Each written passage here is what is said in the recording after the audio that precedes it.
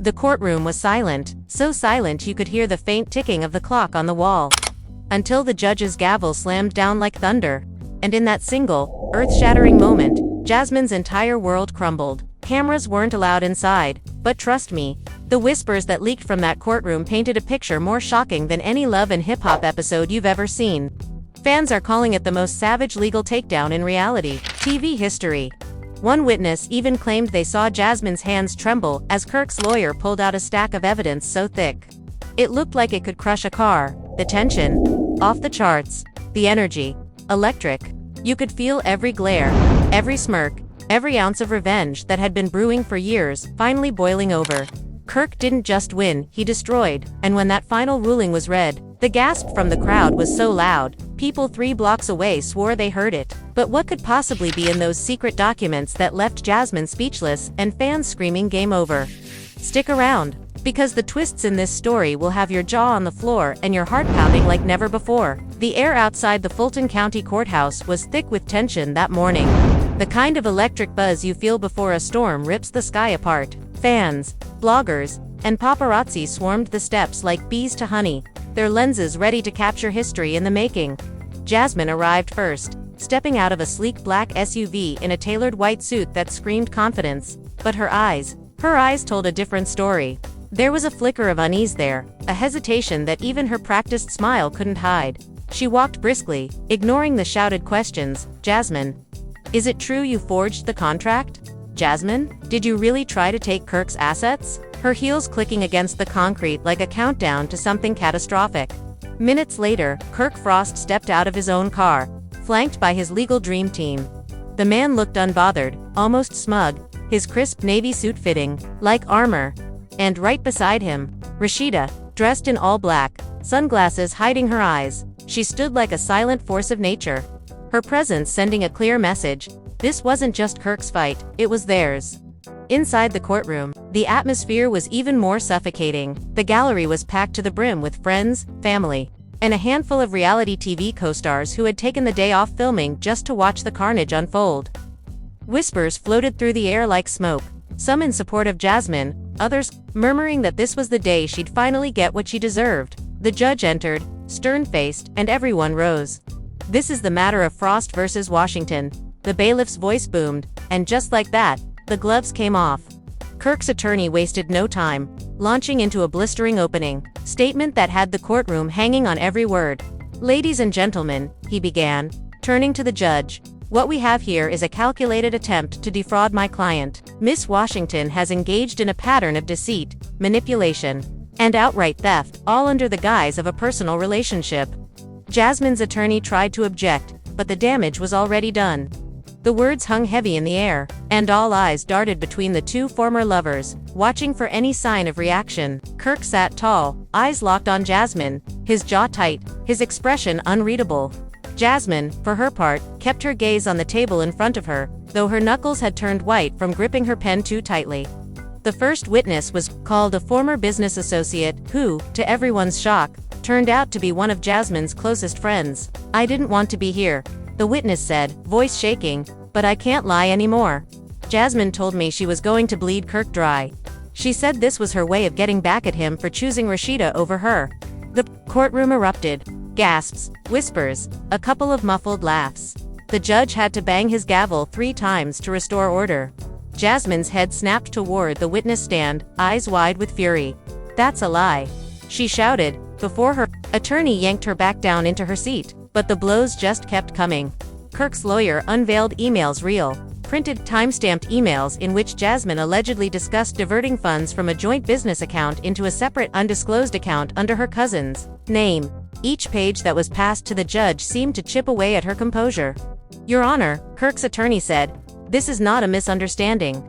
This is a deliberate, premeditated act to steal from my client. Jasmine's attorney tried to spin it, painting her as a woman wronged, a single mother struggling to navigate the fallout of a failed relationship. Yes, mistakes were made, he conceded, but these were the actions of someone desperate, not deceitful. She was hurt, she was abandoned. And now she's being vilified for trying to survive. It was a compelling performance for a moment. Some in the gallery seemed to soften toward her, but then came the bombshell. A video recording. Kirk's attorney pressed play, and the sound of Jasmine's own voice filled the room. "He thinks he's smart," she said on the grainy recording, "but I'll make him regret ever playing me. I'm getting every dime I can before I'm done." The silence that followed was deafening. Even Jasmine's lawyer seemed momentarily stunned. She shifted uncomfortably in her seat, her earlier confidence evaporating like steam.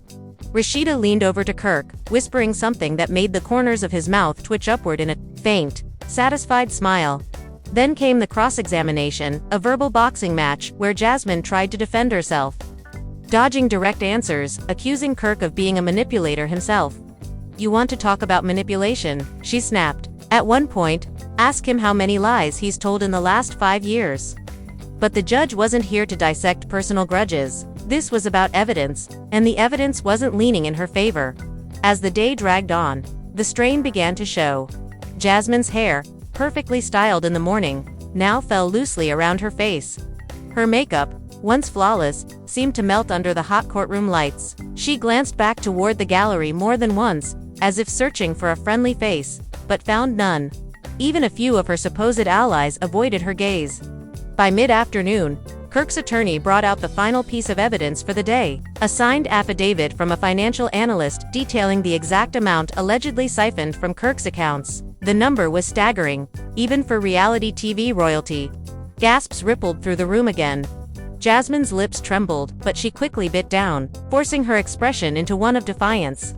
"This is a setup," she muttered under her breath, but it was loud enough for those around her to hear. As court adjourned for the day, the tension didn't fade, it followed everyone out into the humid Georgia air. Kirk and Rashida exited together, their steps slow and deliberate, as cameras flashed wildly. Jasmine left moments later, head down, flanked by her attorney, ignoring the barrage of questions from reporters. And yet, even in that moment, no one could have predicted the twists that were still to come when court reconvened the next morning. When the second day of the trial began, the courthouse felt different, heavier, almost suffocating. Word of yesterday's bombshell evidence had spread like wildfire overnight, igniting every gossip blog, entertainment site, and Instagram account with a hint of drama.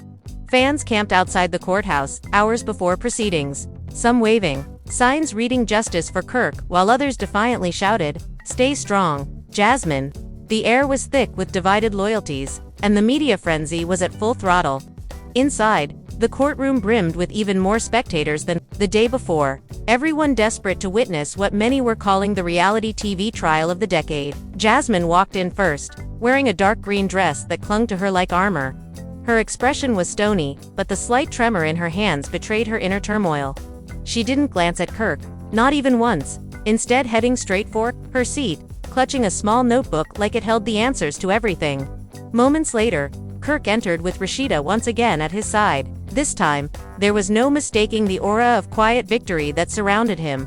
Shoulders squared, chin lifted, a subtle confidence in every step. He nodded briefly to his attorney before taking his seat, his eyes locking on Jasmine for the first time in the morning, an unspoken challenge passing between them. The judge wasted no time, calling the court to order. "We will now proceed with additional evidence from the plaintiff," the bailiff announced, and immediately the tension in the room surged.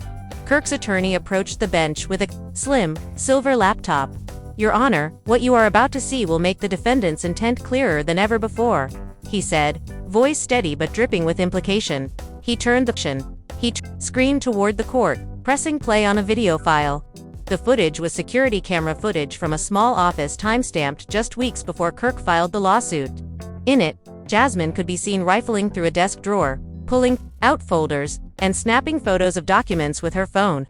The clip ended abruptly, but the implication was clear. "Miss Washington," the attorney said, turning toward her, "would you care to explain why you were in Mr. Frost's private office, handling confidential documents, outside of business hours?" Jasmine straightened in her chair, her voice, calm but her eyes, betraying her irritation. "That's my office too," she retorted. "I had every right to be there. And those documents, they were mine." The lawyer smirked faintly. "Your name isn't on them. Mr. Frost is. Shall we have the forensic analyst testify about the fingerprints found on those files?" Gasps echoed through the gallery, and Jasmine's attorney shot up with an objection, claiming the evidence was circumstantial. The judge allowed the analyst to testify anyway. And soon the courtroom was hanging on every detail: the dates, the fingerprints, the metadata from Jasmine's phone. As the testimony unfolded, Jasmine's facade began to crack. She leaned back in her chair, crossing her arms tightly, her jaw clenching with each damaging revelation. Then came another witness, a mutual acquaintance of Kirk and Jasmine who claimed to have been approached by Jasmine with a very specific proposition. "She asked me," the witness said carefully, "if I knew how to set up a business overseas so money could be transferred without a paper trail." The courtroom erupted again, the judge's gavel pounding like a drum to quiet the chaos. Jasmine's lawyer tore into the witness during cross-examination, painting them as unreliable and motivated by loyalty to Kirk. But the damage had been done. Even those who had walked into the room that morning on Jasmine's side were now shifting uncomfortably, their doubt growing with every word. By midday, the tension had turned almost unbearable.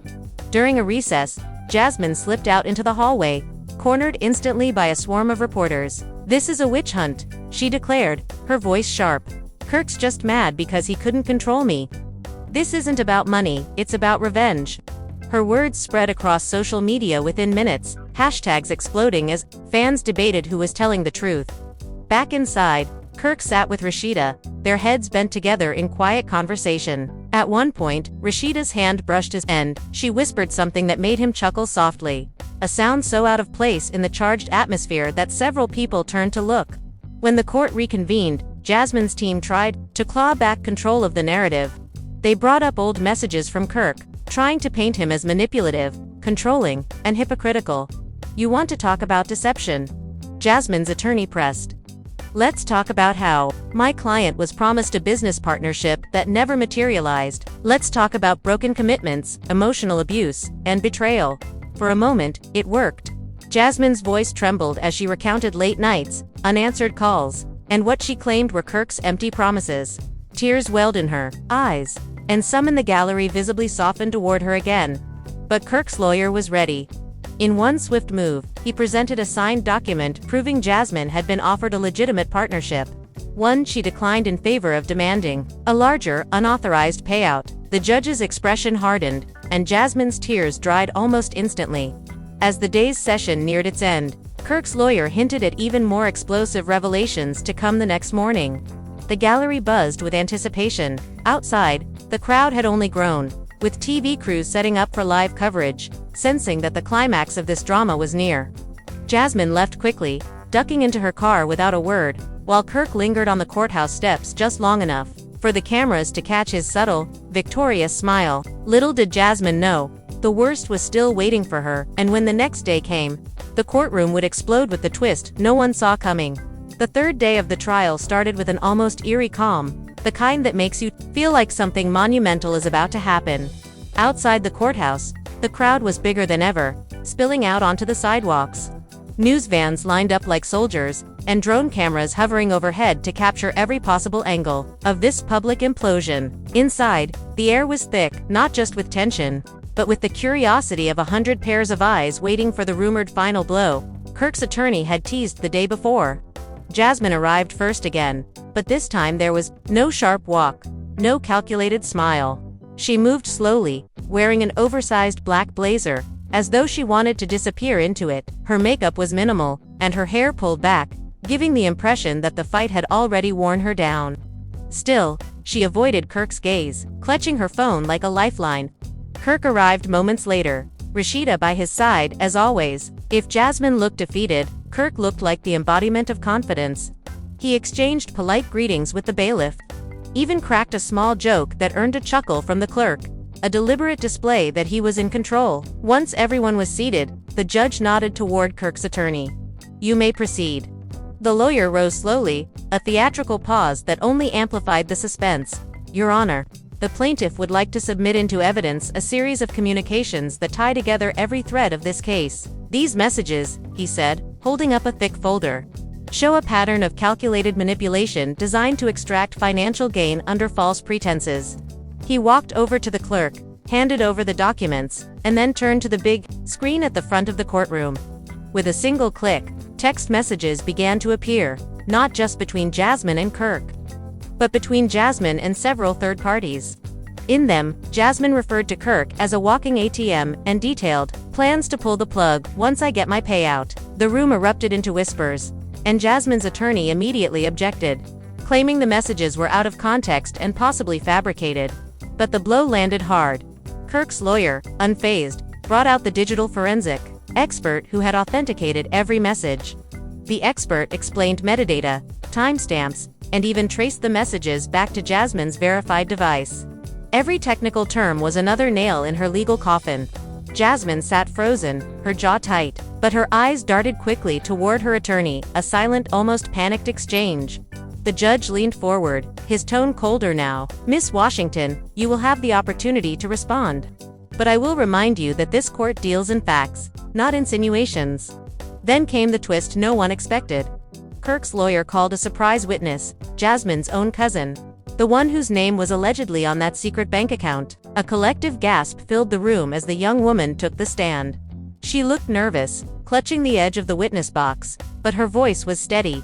"I didn't want to get involved," she began, "but I can't keep lying for her." She went on to detail how Jasmine had convinced her to open the account overseas, promising it was just a tax shelter for a side project. But then the transfers began. Large sums, coming directly from Kirk's business accounts. When I asked her about it, the cousin said, glancing briefly at Jasmine, "She told me to mind my business and enjoy the money she sent me for helping." The gallery was stunned. Even some of Jasmine's most vocal supporters looked down at their hands, unable to meet her eyes. Jasmine, for her part, shook her head violently, whispering she's lying under her breath. But her cousin's testimony was calm, detailed, and backed by bank records that Kirk's team quickly entered into evidence. At that point, Jasmine's attorney tried to pivot, claiming this was a civil matter being blown into a personal vendetta. "We are here because of a failed relationship," he argued, "not because my client is a criminal mastermind." But the judge didn't look convinced. As if to seal the day's damage, Kirk's lawyer played one last audio clip, this time from a voice note Jasmine had sent a friend. Her voice was unmistakable, low and dripping with disdain. "Once this is over, I'm walking away with enough to start fresh somewhere far away. Kirk won't even see it coming." The courtroom was so quiet you could hear the faint hum of the overhead lights. Jasmine's eyes flashed, but she stayed silent, as if speaking would only make things worse. The judge announced a recess, and as people filed out, the press swarmed the hallway. Outside, the narrative had already shifted. Headlines were popping up in real time. Jasmine's cousin flips on her in court. Leaked messages show Jasmine's alleged master plan. Kirk emerged from the courtroom with the same calm demeanor, Rashida's hand on his arm, while Jasmine slipped out a side door, shielded by her lawyer. But the truth was unavoidable now. When court resumed the next morning, the only thing left to determine would be just how much Jasmine was about to lose. The final day of the trial felt less like a legal proceeding and more like the season finale of a hit reality TV show, except this time, there were no scripted lines, no retakes, and no safety net for Jasmine. By sunrise, a crowd had already gathered outside the courthouse, spilling into the street, chanting and waving homemade signs. Some were fiercely Team Kirk, others still clung to defending Jasmine, but most were just there to witness the climax of a drama that had gripped Atlanta and the internet for days. Inside, the air was thick with anticipation. The seats were filled with a mix of press, reality TV personalities, and friends turned frenemies from the Frost's inner circle. Even security seemed more alert, as if they expected today's verdict to unleash chaos. Jasmine entered first, but she was barely recognizable from the woman who had arrived on day one. The sharp wardrobe choices and confident strides were gone. Today she wore a simple gray dress, her hair pulled back in a low bun, no jewelry except for a pair of small earrings. She looked pale, exhausted, like someone who hadn't slept in days. But still, there was a spark of defiance in her eyes, a silent dare to anyone who thought she'd roll over and accept defeat. Kirk and Rashida followed shortly after, both dressed sharply in coordinated black outfits, a silent power move. Rashida's face was unreadable, but there was something in her posture that screamed satisfaction. Kirk, for his part, looked relaxed, almost serene, as though the outcome was already set in stone. The judge called the court to order, and Kirk's attorney wasted no time in delivering his closing arguments. His voice was steady, deliberate, and every sentence landed like a hammer. Your Honor, over the past 3 days we have presented overwhelming evidence, digital messages, financial records, sworn testimony, all pointing to one undeniable truth. Miss Washington knowingly and repeatedly engaged in deception for personal gain. This was not a misunderstanding. This was not an accident. This was a calculated scheme. He paused, letting the words sink in before continuing. And while the emotional history between my client and the defendant may color the narrative, it does not change the facts. This court has the power to right this wrong, to protect my client's livelihood, and to ensure that such acts are not rewarded. When it was Jasmine's attorney's turn, he tried to fight back with passion, appealing to the court's sympathy. My client is not the villain she's been painted to be. She is a woman who loved, who trusted, and who made mistakes in the heat of heartbreak.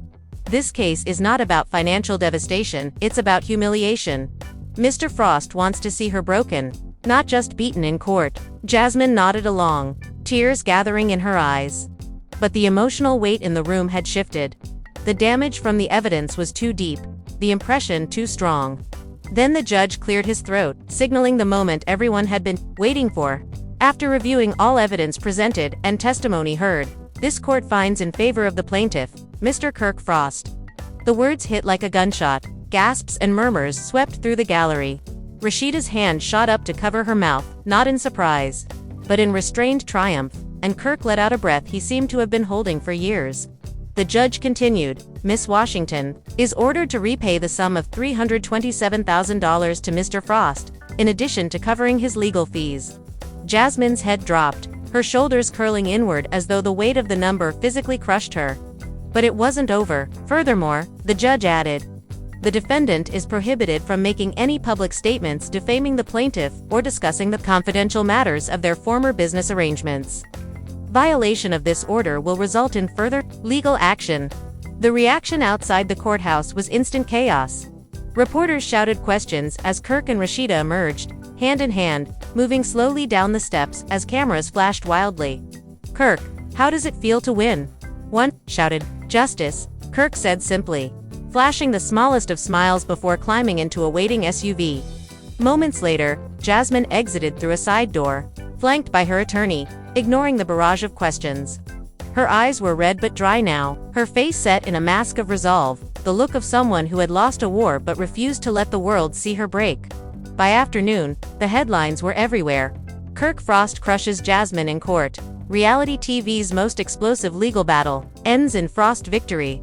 Jasmine ordered to pay hundreds of thousands. Social media lit up, with fans dissecting every second of the trial footage that had leaked, debating whether justice had been served or if this was just another chapter in a toxic saga. But behind all the noise, one thing was undeniable. The verdict had left Jasmine with nothing but the clothes on her back, a mountain of debt, and a reputation in tatters. And as for Kirk and Rashida, they walked away not just with legal vindication, but with the unspoken satisfaction of having won the final, brutal round of a fight that had been years in the making. In the court of public opinion, though, the battle over their legacies was only just beginning. In the hours and days following the verdict, the fallout was unlike anything Atlanta's entertainment scene had seen in years. The courthouse drama may have been over, but the story was far from finished. It had spilled into the streets, the blogs, and every corner of social media. Within minutes of the judgment, hashtags like #KirkWins and #JusticeForFrost were trending nationwide, while #PrayForJasmine emerged from the last remnants of her loyal fanbase. Every gossip site had a different spin, some calling Kirk a cold, calculated victor, others painting Jasmine as a tragic figure brought down by her own ambition. Paparazzi staked out Jasmine's apartment complex the very next morning, catching her slipping out to her car in a hoodie and oversized sunglasses, moving quickly as though trying to outrun the camera flashes. When one reporter shouted, "Do you have anything to say to Kirk?" she paused just long enough to mutter, "This isn't over," before driving away. The clip went viral instantly. Meanwhile, Kirk and Rashida capitalized on their moment. Just 48 hours after the verdict, they were spotted at a high-profile industry party. Dressed to perfection and looking every bit the victorious power couple, cameras captured them laughing with other celebrities, posing for pictures, and even sharing a quick kiss that sent the crowd roaring. For their supporters, it was the ultimate victory lap. But the deeper drama was playing out in the shadows. Several of Jasmine's business deals, partnerships, she'd been cultivating quietly for months, began to collapse as word of the trials spread through the industry. One potential investor pulled out entirely, citing concerns about ongoing legal exposure. And a boutique she'd been set to collaborate with posted a vague Instagram story about protecting our brand values. Even some of her friends began to distance themselves, not wanting to be caught in the crossfire of public opinion. Yet, in the privacy of a small downtown bar one night, Jasmine met with two close allies, both former reality TV, and vowed she would rebuild. "They think they've buried me," she said, her voice low but fierce. "But all they've done is plant a seed." She spoke of a tell-all book, of an unfiltered interview that would set the record straight, and expose what she claimed were Kirk's own dirty secrets that never made it to court. "The truth," she insisted, is messier than they want you to believe." Across town, Kirk was playing his own post-trial game with precision. His legal team was already working on securing liens against Jasmine's remaining assets to ensure repayment of the judgment. Rashida, meanwhile, hinted in an Instagram Live that they were considering a special episode of their reality show to address the trial. "But only on our terms. We're not here to gloat," Rashida told her viewers, smiling slightly, "but people deserve to know what really happened." Fans flooded the comments, begging for the episode, promising record ratings. Behind the scenes, producers were reportedly salivating at the idea. Then came the shocker. An anonymous source leaked what they claimed was a series of private voice memos from Jasmine to a well-known blogger. In them, Jasmine allegedly detailed her plan to play the victim, publicly while quietly finding new ways to hit Kirk where it hurts. The blogger released snippets, and the internet exploded all over again. Jasmine dismissed them as fake and manipulated, but the damage to her already fragile public image was immediate. Brands unfollowed her. Collaborations went silent. The whispers in the industry grew louder. Whispers that maybe, just maybe, she'd never fully recover. Still, for every door that closed, Jasmine seemed to force another one open. A week after the verdict, she was spotted filming in New York, reportedly for a new streaming reality series centered on second chances. If it's true, it could be her path to redemption, or a public implosion waiting to happen. As for Kirk and Rashida, they remained firmly in the public eye, carefully curating their image as a couple who had weathered betrayal and come out stronger. They attended charity galas, posted polished family photos, and used the trial's end as proof of their resilience.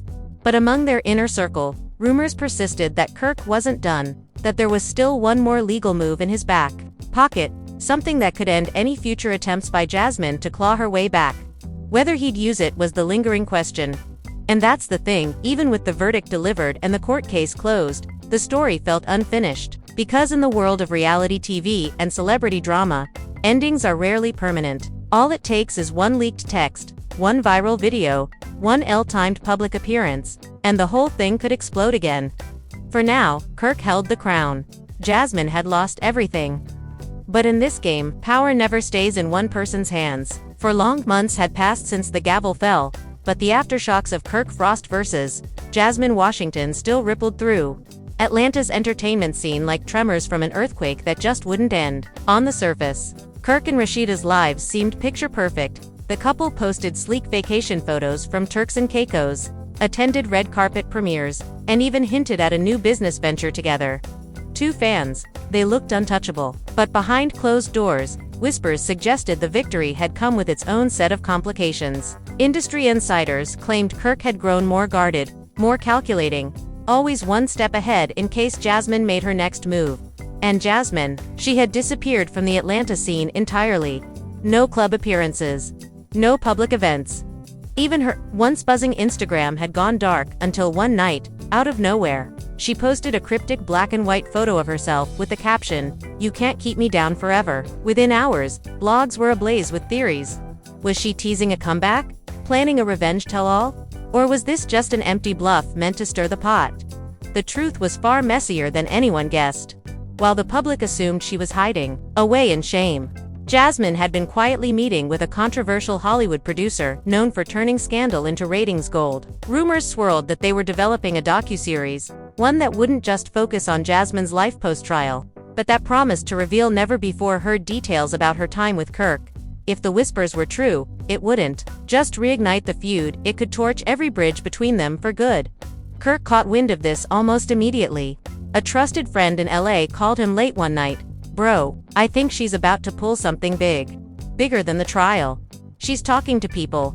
Kirk didn't panic, but his expression turned cold, his jaw tightening as he listened. "She wants a war," he muttered. "Fine, let's make sure she's got nothing to fight with." From that moment, Kirk's legal team went into overdrive, scouring through every clause of the court order to find a way to shut down whatever Jasmine was plotting before it could see the light of day. He knew that once her story was out there, true or not, public opinion could shift in ways he couldn't control.